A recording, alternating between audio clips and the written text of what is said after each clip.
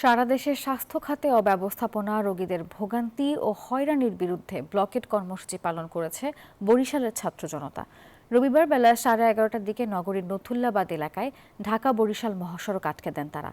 বন্ধ হয়ে যায় 6 জেলার সঙ্গে সড়ক যোগাযোগ।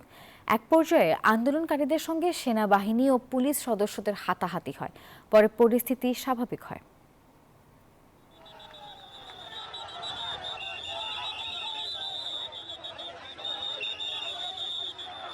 আমরা দীর্ঘদিন যাবৎ শান্তিপূর্ণ অবস্থান কর্মসূচি করছি।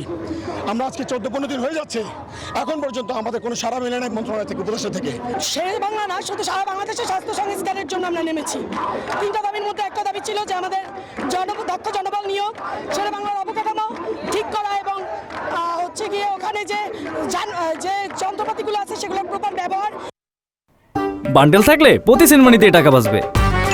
বিকাশ সেনমানি বান্ডেল কিনে জিতুন প্রতি লেনদেনে। দর্শক, বরিশাল থেকে আরো খবর জানাতে যুক্ত হবেন সহকর্মী সাইফুর রহমান মিরন। মিরন, বরিশালের এই যে মহাসড়ক অবরোধ, সেখানকার এখনকার সবশেষ কি পরিস্থিতি আপনার কাছে আছে জানাবেন?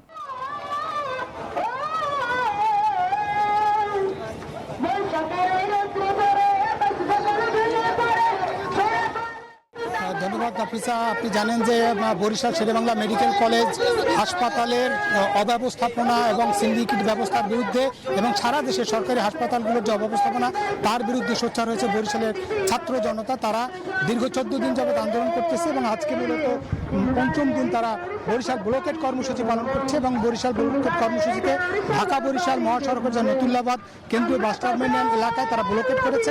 এখানে কিন্তু সকাল 11:30টায় মূলত এই আন্দোলনটা এখানে শুরু হয়, বিক্ষোভ, এবং সেখানে সেনাবাহিনী পুলিশ প্রশাসনের সঙ্গে তাদের বাকবিতণ্ডা হয়েছে, হাতাহাতি হয়েছে এবং পুলিশ তাদের উপর হামলা চালিয়েছে বলে অভিযোগ করেছে। সেনাবাহিনী হামলা চালিয়েছে এবং যতক্ষণ পর্যন্ত স্বাস্থ্য উপদেষ্টা এখানে এসে এই আন্দোলনের পক্ষে এবং বিশেষ করে সংস্কারের পক্ষে, স্বাস্থ্য খাতের যে সংস্কার সেই সংস্কারের পক্ষে না দাঁড়াবেন ততক্ষণ পর্যন্ত এই আন্দোলন চলবে বলে আমাদেরকে জানিয়েছেন। এবং মূলত এই আন্দোলন অব্যাহতভাবে চলছে এবং এখানে কিন্তু মানুষ আন্দোলন করলেও এখানকার রাজনৈতিক দলগুলো না আসায় ছাত্র জনতারা উদ্বেগ প্রকাশ করছেন, ক্ষোভ প্রকাশ করেছেন এবং তারা বলেছেন যে তারা শান্তিপূর্ণ যে ব্লকেট কর্মসূচি পালন করছেন স্বাস্থ্য খাতের সংস্কারের জন্য, তার উপরে যে হামলা হয়েছে তারও তারা নিন্দা করেছেন এবং তারা এখন 3 দফা দাবির জায়গায় 4 দফা দাবি তারা করেছেন। যতক্ষণ পর্যন্ত এই হামলারও বিচার, তারা সুষ্ঠু তদন্ত বিচার দাবি করেছেন।